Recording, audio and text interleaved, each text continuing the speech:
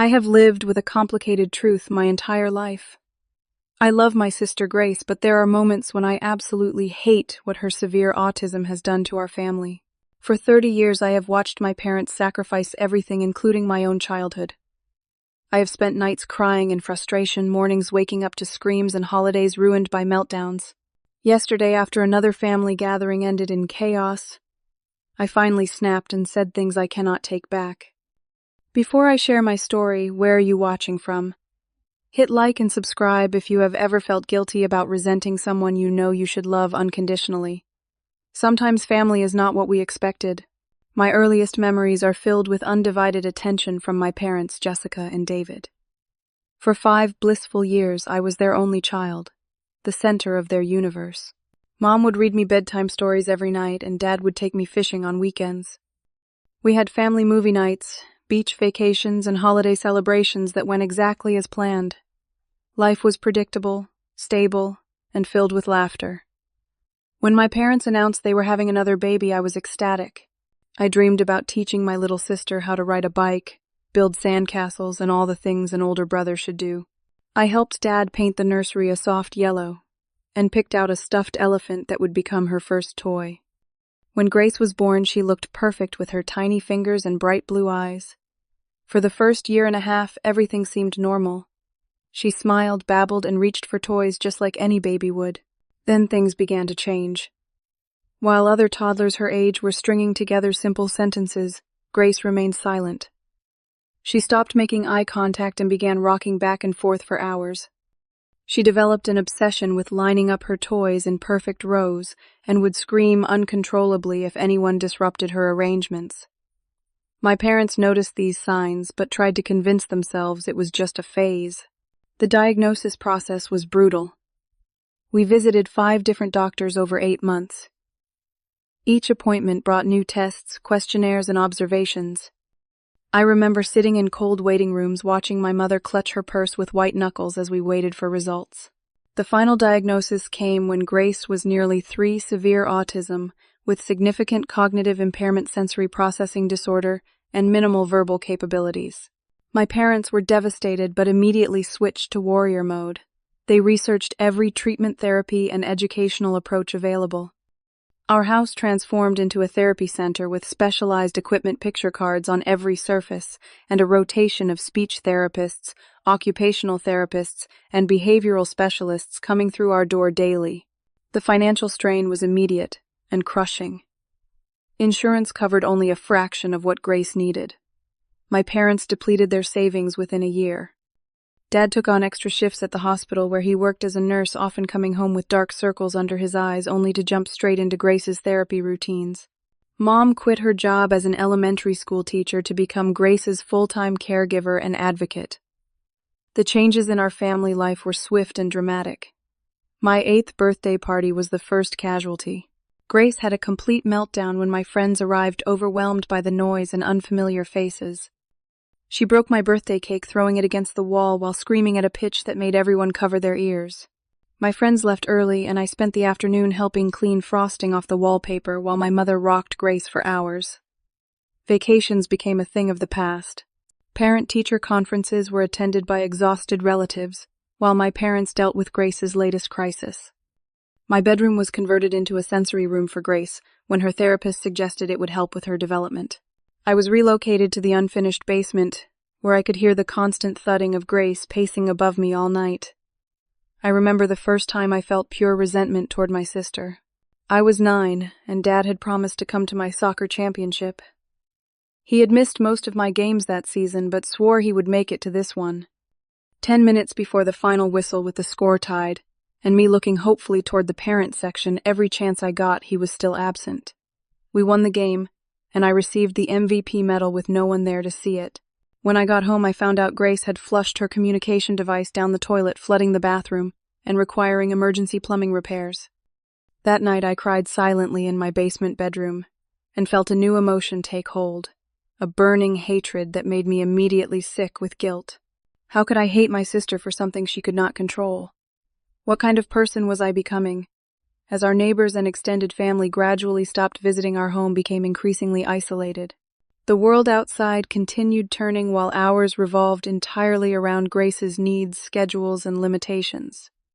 By the time I turned 12, I had become a shadow in my own home, visible only when needed as an extra pair of hands during Grace's meltdowns. Entering middle school was my first taste of real social awareness. Suddenly, I understood just how different my home life was from my peers. While other kids complained about sharing bathrooms with siblings or fighting over the television remote, I was helping restrain my sister during violent episodes and cleaning up after accidents that continued well beyond when most children were toilet trained. Friends who did visit once rarely returned. The unpredictability of Grace's behavior made everyone uncomfortable. Jake, my best friend since kindergarten, stopped coming over after Grace became fixated on his red hair, following him around and repeatedly touching it, despite his obvious discomfort. Eventually, he started making excuses when I invited him, and our friendship gradually faded. The science project incident became legendary in our household. I had spent weeks building a model of the solar system for the 8th grade science fair. The night before the presentation, Grace wandered into the garage where I had stored it and became fascinated with the spinning mechanism. Within minutes, she had dismantled the entire project, breaking the carefully painted planets and bending the metal structure beyond repair. When I broke down in tears, my parents offered little sympathy.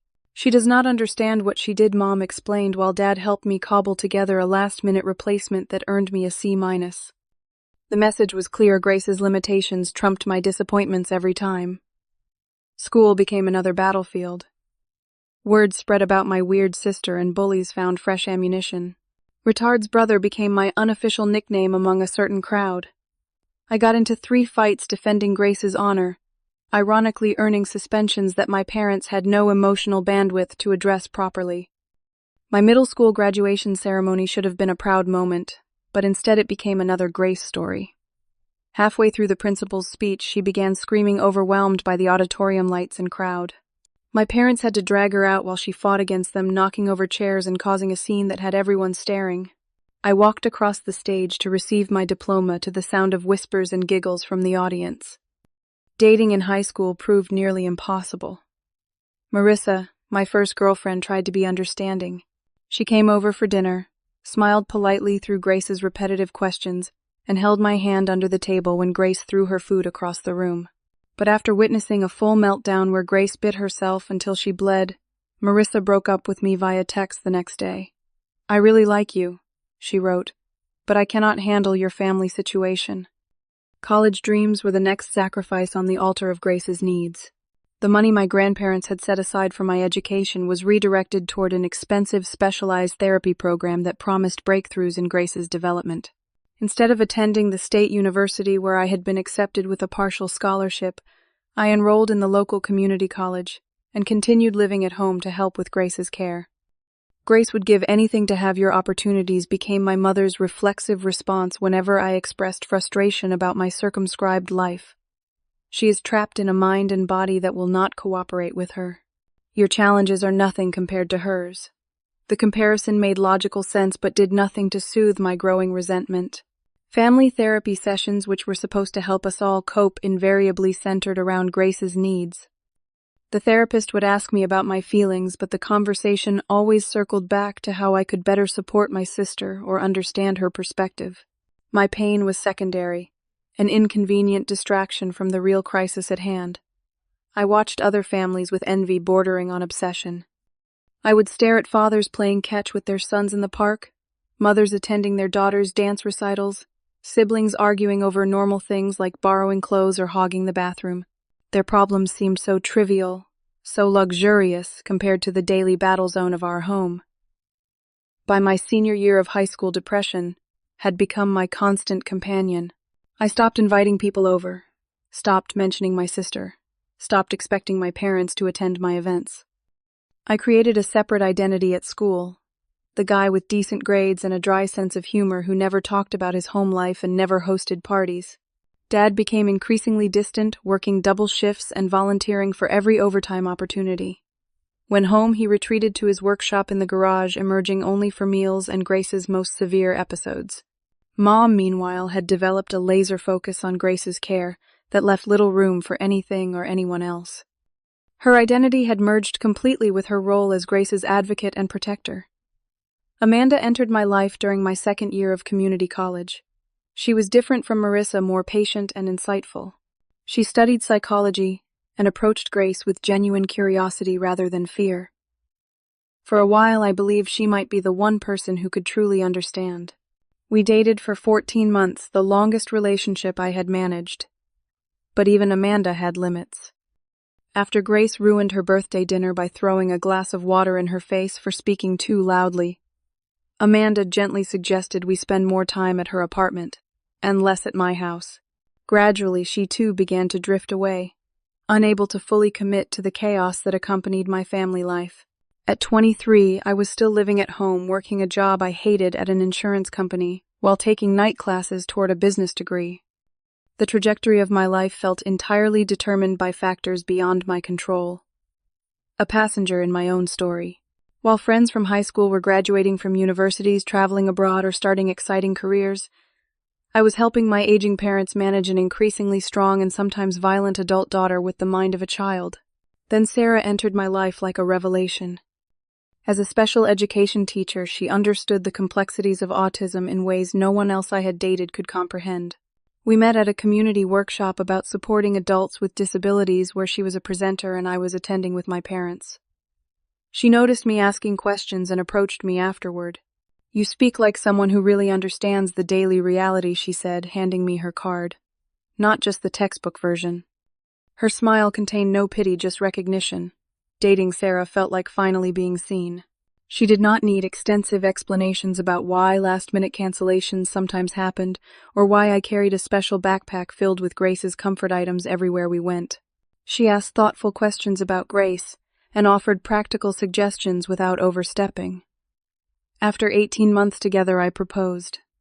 Sarah said yes, and for the first time I could envision a future that balanced my family obligations with my own happiness. We planned a small wedding carefully structured around Grace's routine and comfort level. My parents were cautiously optimistic, though I could see the worry lines deepen around my mother's eyes whenever wedding preparations were discussed. The rehearsal dinner became the breaking point I never saw coming. We had taken every precaution, scheduling it during Grace's most stable time of day, bringing her favorite foods, even having her therapist attend as a guest to help manage any issues. But when the restaurant staff changed the music to something with a heavy bass line, Grace's sensory system overloaded completely. What followed was the worst meltdown I had ever witnessed. At 25, Grace was physically strong and difficult to restrain. She overturned tables, threw glassware, and ultimately attacked Sarah's mother when the older woman made the mistake of trying to help calm her down. By the time we managed to get Grace safely home, Sarah's family was sitting in shocked silence, their clothes stained with food, the private dining room in shambles. That night, Sarah's father took me aside. "Son, I respect what your family has dealt with," he said quietly. "But I need to know what your plan is for keeping my daughter safe and happy. This cannot be her everyday life." His words hit me like physical blows because they articulated fears I had been suppressing for years. The wedding proceeded as planned, but a shadow hung over the ceremony. Sarah's family was politely distant. Grace attended only briefly with a hired caregiver, and my parents looked exhausted beyond words. What should have been the happiest day of my life instead felt like a tense negotiation between competing needs.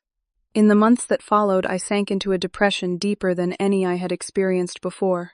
Sarah tried to be supportive, but the strain showed in our new marriage. When she gently brought up the possibility of starting our own family, panic seized me. What if we had a child like Grace? What if the genetic factors that affected my sister were lurking in my DNA as well? More importantly, how could we possibly raise children while managing Grace's needs? The final straw came during a family dinner where my parents casually mentioned their estate planning. "Of course you will be Grace's guardian when we are gone," my father stated, not as a question but as an established fact. "We have set up a special needs trust, but the house will go to both of you with the understanding that Grace will always live here with you and Sarah." I stared at them, speechless. My entire future had been decided without my input. Sarah squeezed my hand under the table, her knuckles white. 2 weeks later, I received a job offer from a company in Colorado 1,000 miles away from our Illinois home. The position offered better pay, advancement opportunities, and most tantalizingly, distance. When I showed Sarah the offer letter, her eyes filled with tears of relief. "We need to at least consider it," she whispered. The argument with my parents when I mentioned the possibility of moving was explosive. Words held back for decades came pouring out, ugly and unstoppable. "I have given up everything for Grace," I shouted, my voice breaking. "My childhood, my education, my friendships. And now you expect me to give up my marriage and career too. I love her, but sometimes I hate what she has done to all of us. I hate what she has done to me." My mother collapsed into tears while my father's face hardened into something unrecognizable. "She did not choose this," he said coldly. "But you are choosing to abandon your sister when she needs you most." I left the house that night, staying with Sarah at a hotel. For 3 weeks there was silence between me and my parents, the longest we had ever gone without speaking. During that time I wrote a lengthy post on Reddit's Am I the Asshole forum, pouring out 30 years of complicated feelings and asking strangers if my resentment made me a terrible person. The responses surprised me. While some people criticized my feelings, many more shared similar stories. Siblings of special needs individuals wrote about their own complex emotions. The love mixed with resentment, the guilt intertwined with grief for what might have been. Several recommended books and support groups, specifically for siblings of autistic people. One commenter, a psychologist, mentioned autism sibling syndrome, a term I had never heard, that described the depression, anxiety, and identity issues commonly experienced by people in my situation. Sarah found me reading the comments with tears streaming down my face. "You are not alone in this," she said softly. "And you are not a bad person for having human feelings." She suggested I speak with a therapist who specialized in families of individuals with special needs, and for the first time I agreed without hesitation. Dr. Bennett became my lifeline. In our first session, he asked me something no one had ever asked before. "When was the last time someone put your needs first?" I could not answer because I could not remember such a time. That question opened a floodgate of realizations about how thoroughly I had internalized the belief that my needs would always be secondary. More profoundly, Dr. Bennett helped me understand that Grace might be suffering more than any of us. "The world is painfully overwhelming for people with severe sensory processing disorders," he explained. "Imagine every sound feeling like a physical assault, every bright light burning your eyes, every unexpected touch triggering panic. Her meltdowns are not tantrums. They are her nervous system in complete distress." This perspective slowly began to transform how I viewed both Grace and myself. Therapy with Dr. Bennett continued weekly, then bi-weekly, as I began to develop healthier perspectives. He encouraged me to educate myself about autism from a clinical standpoint rather than just through my personal experience. I read research papers, watched documentaries, and even volunteered at an adult autism care facility to see how other families manage similar challenges. The care facility visit was particularly eye-opening. I met adults with autism more severely affected than Grace, as well as those who were higher functioning. I spoke with staff members who had chosen this difficult work and found meaning in it. Most impactfully, I met other siblings whose stories mirrored mine in many ways, yet who had found balance in their own lives while maintaining connections with their autistic family members. One afternoon, I asked my father to meet me for coffee, just the two of us. It was the first time we had been alone together in years. After awkward small talk, I asked him something that had been bothering me since childhood. "Do you ever resent the life we ended up with?" His eyes welled with tears, something I had seen only twice before in my life. "Every single day," he admitted in a voice barely above a whisper. "And then I hate myself for feeling that way." That confession opened a door between us that had been closed for decades. He described his own grief for the father he had wanted to be, versus the one circumstances forced him to become. We talked for 4 hours that day, beginning the slow process of rebuilding our relationship as adults with shared burdens rather than as the parent who sacrificed and the child who was sacrificed. A similar conversation with my mother followed weeks later. After initial resistance, she eventually acknowledged her own complicated feelings. "I love Grace with every fiber of my being," she said. "But there are nights when I lie awake wondering who I might have been if our lives had taken a different turn. Then the guilt crushes me because how can a mother think such things? Together, we began to develop a more sustainable approach to Grace's care. I researched respite programs that would give my parents regular breaks. Sarah and I decided to take the job in Colorado, but committed to monthly visits and video calls 3 times weekly. Most importantly, we began honest discussions about long-term planning for Grace's care that included professional support structures rather than placing the entire burden on me. I found an online support group specifically for siblings of severely autistic people. These virtual strangers understood aspects of my experience that even Sarah or Dr. Bennett could not fully comprehend. Through their stories and advice, I learned practical strategies for maintaining boundaries while staying connected to my family. I discovered I was not alone in my conflicted feelings, nor was I a monster for having them. The most unexpected development was finding a genuine connection with Grace through music. A new music therapist discovered that Grace responded positively to low, rhythmic cello pieces. I had played cello in high school, but abandoned it during college. I dug my old instrument from the attic and began playing for Grace during our visits. For the first time, I saw her fully calm and engaged with me, rocking gently in time with the music, occasionally making eye contact. These moments, though brief, felt like tiny windows into who she might have been under different circumstances. Over time, we established a new normal. Sarah and I moved to Colorado but returned for 1 week each month. We set up a dedicated room in our new home for Grace's visits, which happened quarterly, with the help of a specialized travel companion. I maintained my therapy sessions via video call and continued educating myself about autism research and support services. My relationship with Grace transformed as well. I stopped seeing her as the force that had derailed my life and began recognizing her as a person struggling to navigate a world that felt hostile and overwhelming to her. I noticed her subtle forms of communication that I had missed before, small gestures of affection preferences, and even humor that expressed her personality beyond her diagnosis. The hatred I had carried for so long gradually dissolved, revealing the truth beneath it. I had never truly hated Grace.